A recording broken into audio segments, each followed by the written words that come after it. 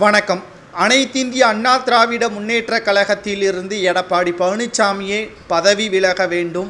அதிமுக தோல்வியிற்கு எடப்பாடி பழனிசாமியே முழு பொறுப்பேற்று அதிமுகவின் பொதுச் செயலாளர் பதவியிலிருந்து பதவி விலக வேண்டும் என்று அதிமுகவின் தலைமை அலுவலகத்தை முற்றுகையிட்டுள்ளார்கள் அதிமுகவின் தொண்டர்கள்.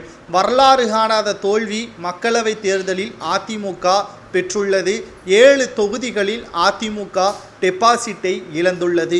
மக்களவை தேர்தலை பொறுத்தளவிற்கு 2026 நடக்கக்கூடிய சட்டமன்ற தேர்தலில் அதிமுகவின் நிலைமை என்பதை முன்கூட்டியே தெரிந்து கொள்வதற்கான ஒரு தேர்தல் என்பதையும் நாம் கூறலாம்.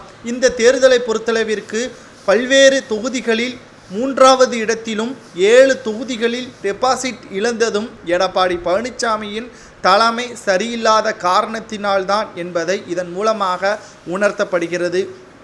2021 சட்டமன்ற தேர்தலில் 3.5% வாக்கு வித்தியாசத்தில்தான் அதிமுக தோல்வியடைந்தது.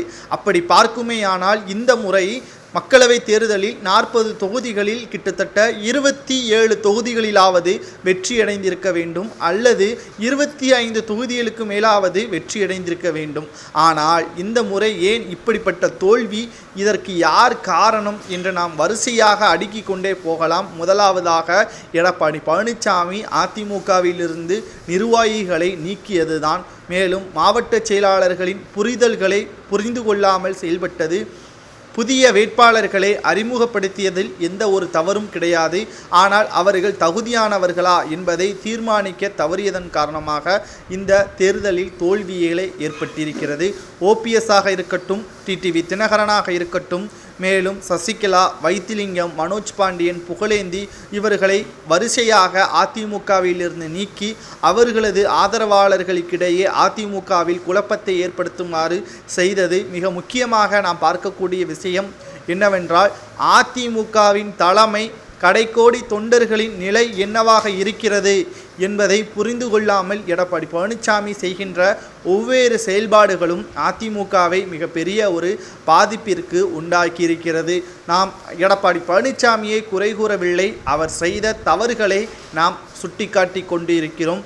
காரணம், ஒரு தலைவன் என்றால் அதை செய்யக்கூடிய ஒவ்வொரு அறிவிப்புகளும் கடைக்கோடி தொண்டன் வரை கொண்டு செல்ல வேண்டும். அவர்கள் அதை செய்கிறார்களா என்பதை முதலில் கவனத்தில் கொள்ள வேண்டும். ஆனால் இவை அனைத்தும் எடப்பாடி பழனிசாமி அவர்களது தலைமையில் நடக்கவில்லை. அதுவே திமுகவை பொறுத்தளவிற்கு தலைமை சொன்ன ஒவ்வொரு வார்த்தைகளையும் திமுகவின் அடிமட்ட தொண்டர்கள் வரை கொண்டு சென்றார்கள். அதன் காரணமாகத்தான் இந்த வெற்றி, அதாவது மக்களவை தேர்தலுக்கு முன்பாகவே ஒரு தொகுதியில் தோல்வியடைந்தாலும் அந்த தொகுதியின் மாவட்ட செயலாளர்கள், கவுன்சிலர்கள் மற்றும் அமைச்சர்கள் வரை பதவி பறிக்கப்படும் என்ற அறிவிப்பை ஸ்டாலின் அவர்கள் வெளியிட்டதன் காரணமாகத்தான் பதவிகள் பறிக்கப்படக்கூடாது என்பதற்காக தீவிரமாக வேலைகளில் இறங்கி திமுக வெற்றி வாய்ப்பை தட்டி சென்றது.